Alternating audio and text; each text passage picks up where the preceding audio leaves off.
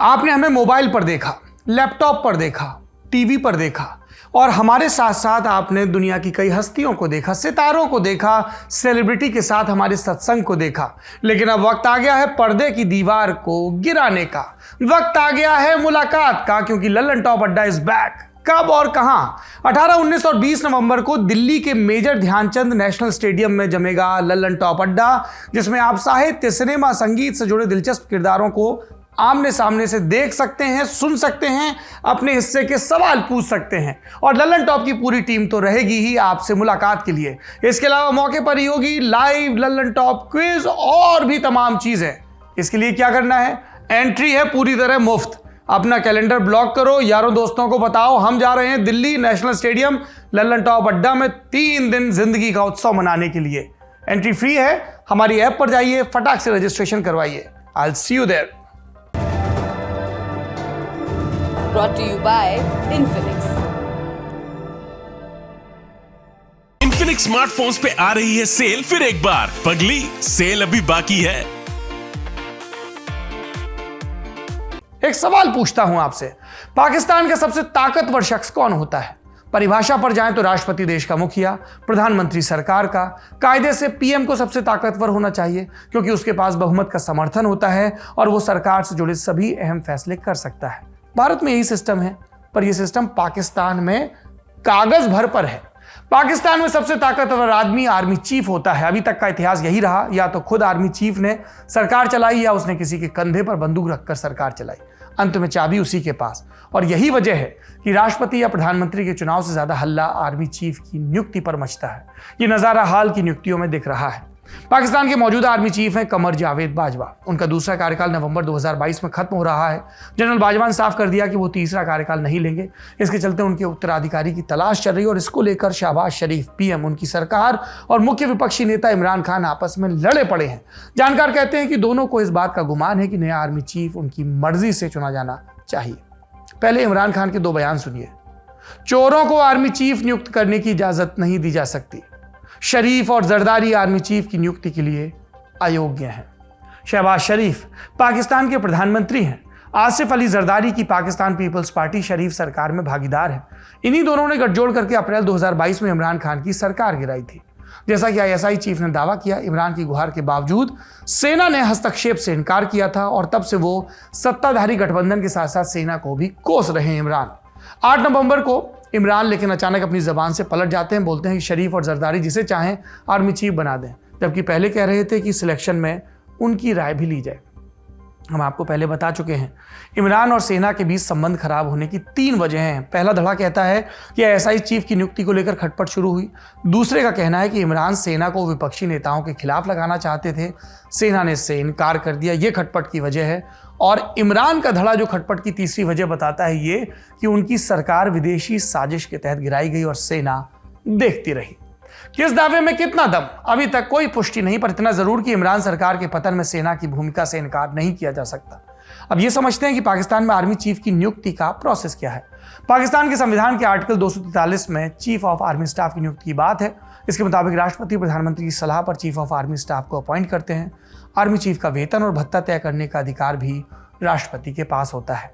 परंपरा यह रही है कि जनरल हेडक्वार्टर्स GHQ सबसे वरिष्ठ 4 या 5 लेफ्टिनेंट जनरलों की लिस्ट रक्षा मंत्रालय के पास भेजता है। GHQ पाकिस्तान आर्मी का मुख्यालय। GHQ रेकमेंड किए गए नामों के साथ उनकी पर्सनल हिस्ट्री भी भेजता है। डिफेंस मिनिस्ट्री इन नामों पर वीटो कर सकती है, लेकिन आमतौर पर वो ऐसा नहीं करती। फाइल को उसी रूप में आगे बढ़ा दिया जाता है। फिर फाइल पहुंचती है प्रधानमंत्री के पास। प्रधानमंत्री नामों पर चर्चा करते हैं, मौजूदा मिलिट्री चीफ की सलाह लेते हैं और फिर नाम फाइनल कर राष्ट्रपति के पास भेजा जाता है और फिर औपचारिक तौर पर नए सेनाध्यक्ष के नाम का ऐलान होता है। रूल बुक में सेनाध्यक्ष चुनने को लेकर कोई तय नियम कायदा नहीं है, एक को छोड़कर। वो क्या है? ये कि आर्मी चीफ वही बन सकता है जिसने किसी कोर को लीड किया हो। अगर आपको याद हो, अक्टूबर 2021 में पाकिस्तान में एक बड़ा विवाद हुआ था। उस समय सेना ने तत्कालीन प्रधानमंत्री इमरान खान को बताए बिना आईएसआई का चीफ बदल दिया था। फैज हमीद की जगह नदीम अंजुम को आईएसआई का डायरेक्टर जनरल नियुक्त किया गया था। इमरान नाराज हो गए थे। उनके ऑफिस ने नोटिफिकेशन जारी करने में 2 हफ्ते लगा दिए थे। बाद में फौज के प्रेशर में पीछे हटना पड़ा था और तब फैज हमीद को आईएसआई से हटाकर पेशावर कोर का कमांडर बनाया गया था। कहा गया कि उनको अगला आर्मी चीफ बनाने की तैयारी चल रही है और इसके लिए कोर कमांड करने का अनुभव जरूरी था, इसीलिए उन्हें आईएसआई से हटाकर नई नियुक्ति मिली। फिलहाल 6 नामों पर चर्चा सबसे ज्यादा है। कौन से नाम हैं ये? पूर्व आईएसआई चीफ फैज हमीद मौजूदा वक्त में पेशावर कोर को लीड कर रहे हैं। दूसरा, लेफ्टिनेंट जनरल असीम मुनीर, अभी वो जीएचक्यू में क्वार्टर मास्टर जनरल है। तीसरा, lieutenant general Shamshad Mirza, Rawalpindi core के मुखिया। चौथा, lieutenant general Azhar Abbas, chief of general staff के पद पर हैं, रुतबे में पाक आर्मी का दूसरा सबसे बड़ा पद। पांचवा नाम, लेफ्टिनेंट जनरल नौमान महमूद, इस्लामाबाद की नेशनल डिफेंस यूनिवर्सिटी के प्रेसिडेंट हैं। और छठवां नाम, लेफ्टिनेंट जनरल मोहम्मद आमिर, फिलहाल गुजरावाला कोर की कमान संभाल रहे हैं।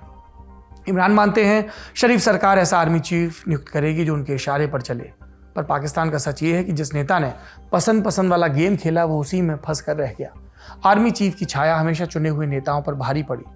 एक कहावत मशहूर है, while every country has an army, the Pakistan army has a country. यानी बाकी देशों के पास सेना होती है, पाकिस्तान की सेना के पास अपना एक देश है चलाने के लिए।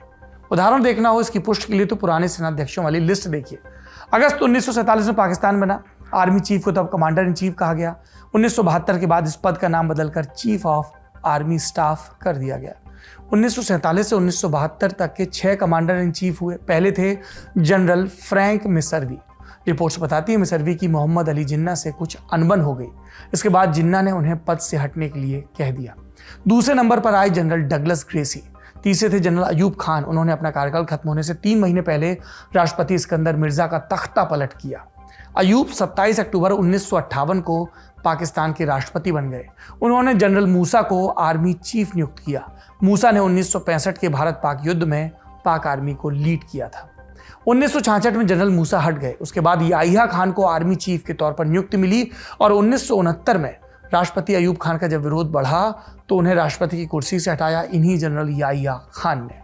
याहिया राष्ट्रपति के साथ साथ आर्मी चीफ के पद पर भी बने रहे। बांग्लादेश के युद्ध में 1971 में, उसकी मुक्ति के युद्ध में वो बुरी तरह जब हारे तो उन्होंने दोनों पदों से इस्तीफा दिया।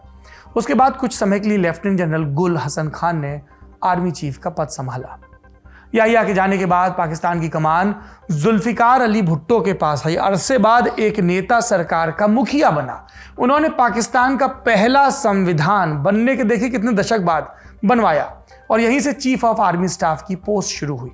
मार्च 1972 में जनरल टिक्का खान पहले चीफ ऑफ आर्मी स्टाफ बने। फिर मार्च 1976 में भुट्टो ने अपने वफादार जिया उल हक को आर्मी की कमान सौंपी और कुछ वक्त बाद जनरल जिया ने भुट्टो का तख्ता पलट कर दिया। जिया उल हक अपनी मौत तक पाकिस्तान के राष्ट्रपति और आर्मी चीफ दोनों बने रहे। ये 1980 का दशक बीतने के दौर तक की बात है। जिया की मौत के बाद कुछ बरस तक फिर से पाकिस्तान में लोकतांत्रिक सरकारों का सिलसिला आया। बेनजीर भुट्टो, नवाज शरीफ। सेना ने राजनीति से थोड़ी दूरी बनाकर रखी। 4 आर्मी चीफ आए, शांति से रहे, तख्ता पलट नहीं किया। General Mirza Aslam Beg, general Asif Nawaz, general Abdul Waheed Kakar और जनरल जहांगीर करामात।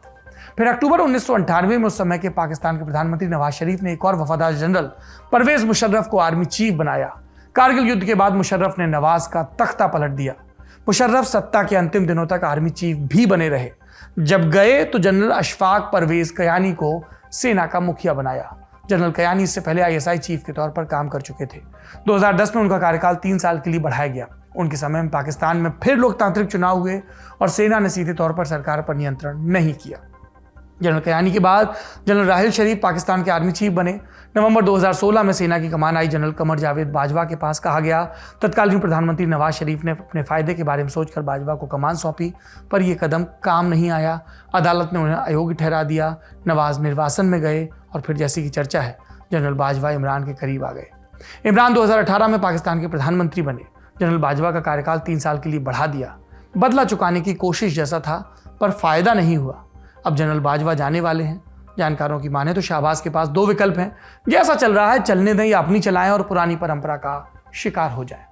आपके ज्ञान की गहराई नापने के लिए आ गई है ललन टॉप क्विज। मौके पर 2 जवाब और मौके पर ही पाओ इनाम। सोमवार से शुक्रवार रात 9 बजे सिर्फ ललन टॉप ऐप पर। याद रखो कक्का की बात जो कही गई है नॉलेज पर हाल लगाओ हाल फायदा, दे लगाओ का फायदा। तो फटाक से डाउनलोड करो ललन टॉप ऐप और आ जाओ 9 बजे क्विज खेलने के लिए हमारे साथ।